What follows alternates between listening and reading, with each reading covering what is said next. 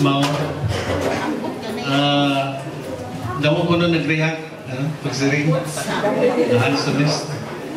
Michael, if you can only borrow the eyes of my wife. Okay. First of all, I would like to congratulate our participants. Marapan, you made it na human niyo ang Module 1. Congratulations! Okay. So, the Spirit is now in you. Asa ito na topic kanina sa Holy Spirit. Again, good afternoon, brothers and sisters. Have you ever witnessed a group of people gathered in worship, praying aloud, raising their voices, raising hands, dancing?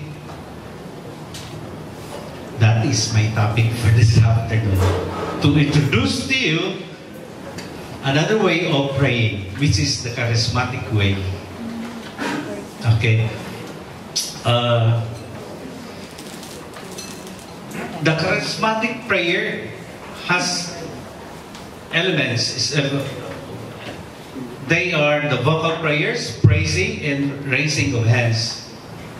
Siguro, most of you are used to the most conventional way of praying, the quiet way of praying. Much more of formulative mga prayers. What are those formulative prayers? Ito mga basic prayers that were taught to us during our catechism. Our Father, Hail Mary, Glory be, ano ba, Apostles' Creed, and so forth. Na ato na ipura during catechism. I remember a story sa kusa na nangumpisal, no? So, sa iyan na time, diretso dahil sa dito sa sulod sa confessional box. Lumuhod, nag-sign of the cross, and then, nangadig na siya. Siring ang iya pangalit. Bless us, O Lord, and these thy gifts which you are about to receive from thy bounty to Christ our Lord. Amen. Nasiring ba ang paling na naman mga ukit o maumpisal ka? So, dati manggudkit ito na mga basic prayers, ano? So, automatic ito na iyayakan natin. Kaya nahigarang magkit, ano? So, this afternoon, we will introduce to you to another way of praying. So, which the BCBP have been practicing when we gather in community worship. At this time, rather at this point in time, most of you may have some reservations, to pray the charismatic way. But mind you, brothers and sisters, in all BCLP where the teaching was given, 90% to 95% of participants immediately accepted this way of worshiping God. Whatever reservations or objections they may have had prior to the teaching, it disappeared. Actually, what ito na akong perception before when I attended the BCLP 1 some 25 years ago. I felt awkward doing this kind of prayer. Sirigba it is not my cup of tea. For me, it's not a macho thing to do. Sorry na lang, I told to myself. I was ashamed to raise my hands and say aloud praises to God. I thought kilala ko na good ang Ginoo. Asya ngayon, I could not say words of praises nor raise my hand kay diri pamanggod na kung kilala ang Ginoo personally. And may ada pagod ang mga baggages. Nano siring ni Tatang Rod kanina, angels can fly high because they don't carry baggages. So may da pa aksito. But call it, brothers and sisters, grace from God. Little did I knew, God was working in me through the Holy Spirit. There was transformation from my old self. I didn't realize how proud I was. Nakikita ko lang ang akong kalugaringon. Self-centered. Then I saw myself in front of him and realized that I am nothing. After my attendance to BCLP 1, I now look forward to pray with humble heart together with my BCBP community, raising hands, and now proudly say, yes, Lord, thy will be done. The charismatic way of prayer is not new to us, nor BCBP invented it. It has been practiced in the Old and New Testament and has been accepted in the Vatican II by Pope John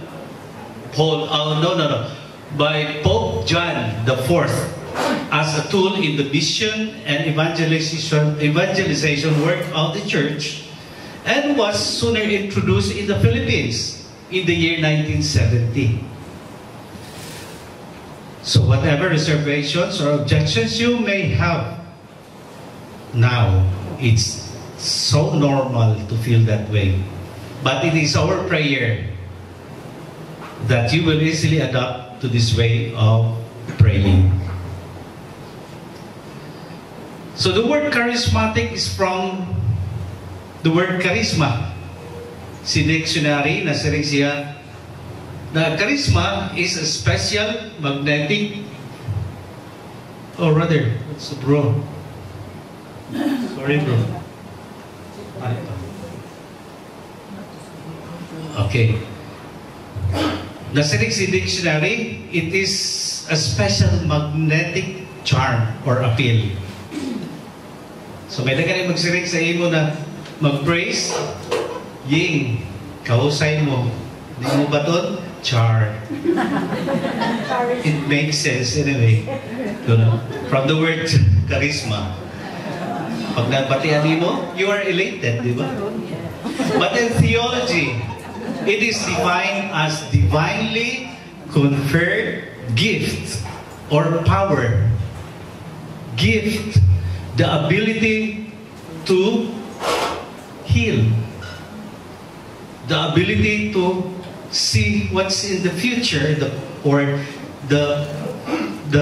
gift of prophecy, and more. It's a power. Not ito na power. It is a spiritual power or personal quality that gives an individual influence or authority over a large number of people. And how is charismatic done? First, let us understand that the BCBP is a charismatic renewal community. So whenever we gather and worship, we start with the singing of praise songs as a gathering song or to start with, and then we have a second song, and after, at the end of the praise song, there we praise the Lord. Precisely na aton first stop, who is Jesus Christ? We were told that He is the Son of God, He is our Redeemer, and He died for us. So, out of that, we can make praises and we can vocalize it. You know? So, aside from praising the Lord, we go into singing in the Spirit. And we raise our hands and vocalize our prayers. So what are the benefits charismatic prayer offers. One is it develops a personal relationship with the Lord. Kung nakilala kita sa Ginoo, we can praise our God. Diba, kung kilala mo ang usa ka tawo, naiyayakan mo ang iya kaupayan.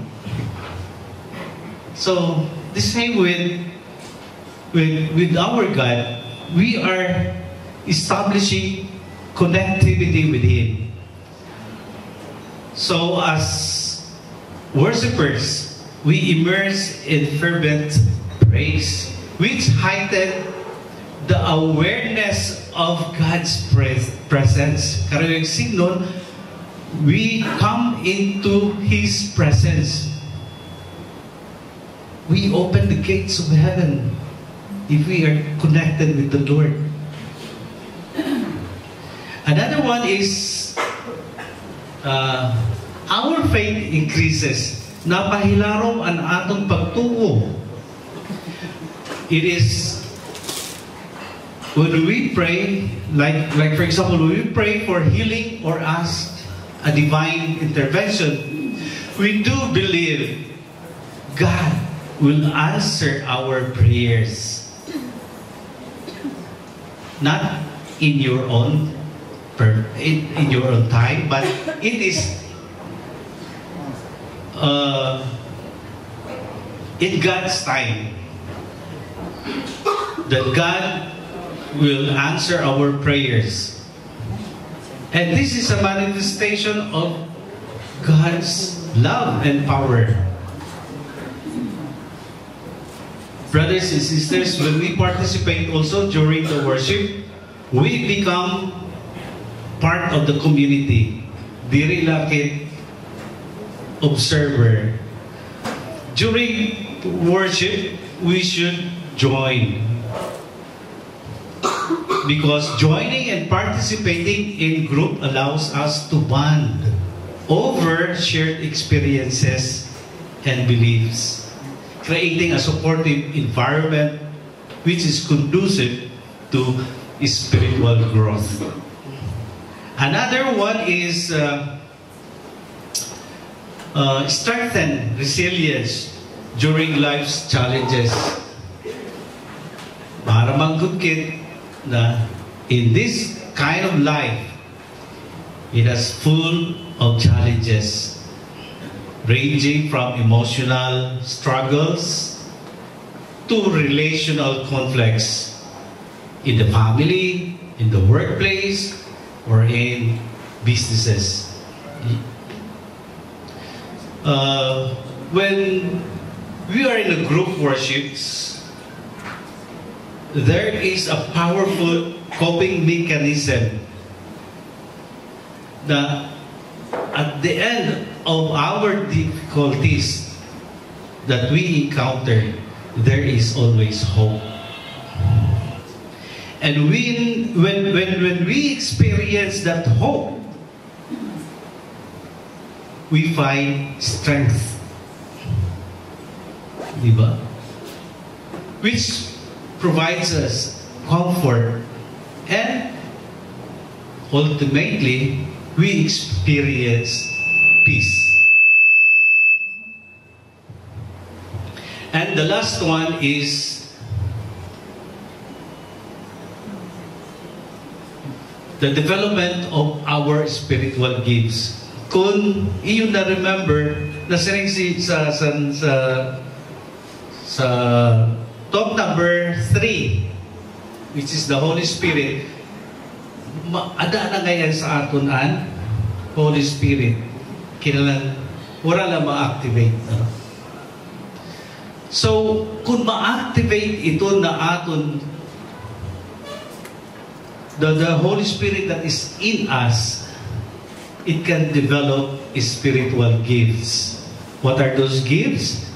Which include the gift of healing, the gift of prophecy, or speaking in tongues. kung may na speaking in tongues, there is also a gift of the gift of interpretation.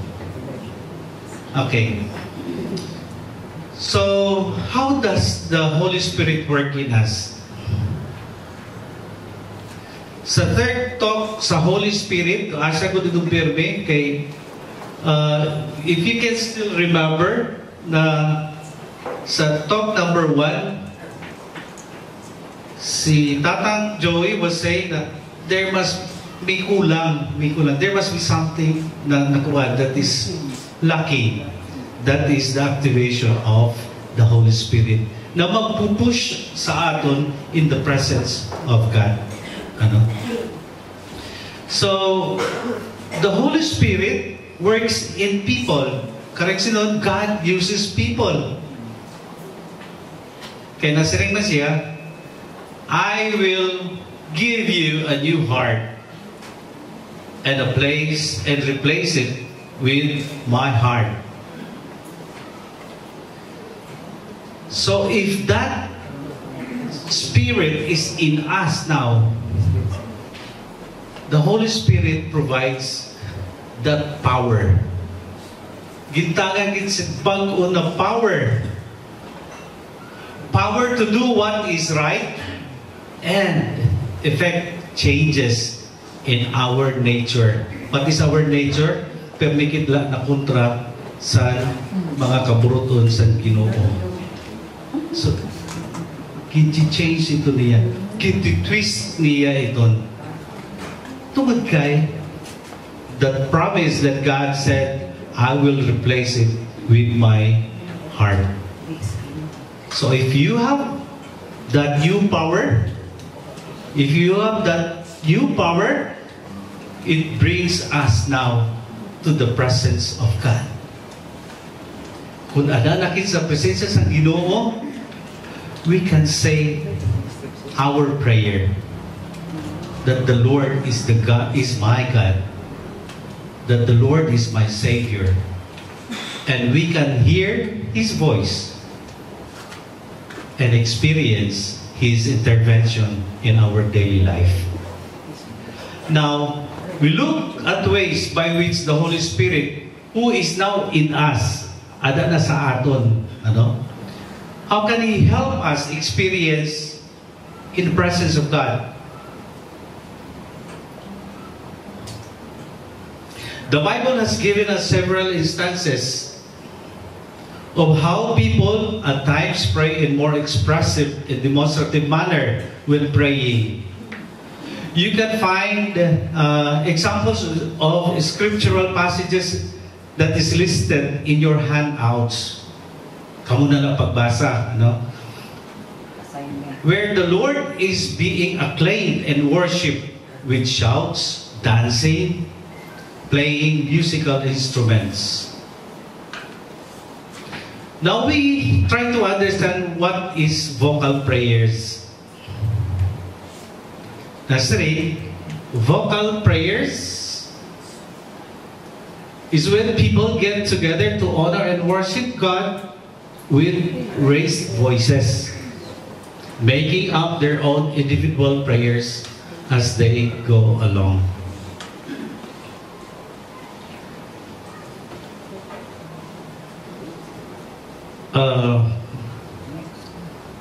You cannot make your own individual prayers, as I have said, if you don't change our hearts. So kinahanglan, we empty ourselves of our baggages so that we can talk to God freely. So,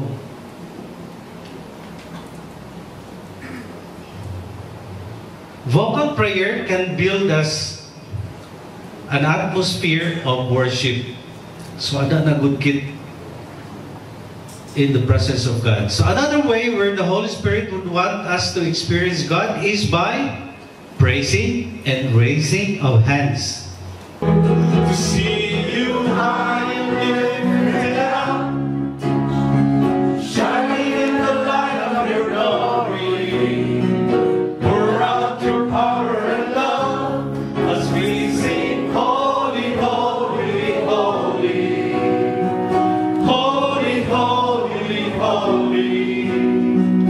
Holy, holy, holy, I want to see you. Let us all praise our Heavenly Father.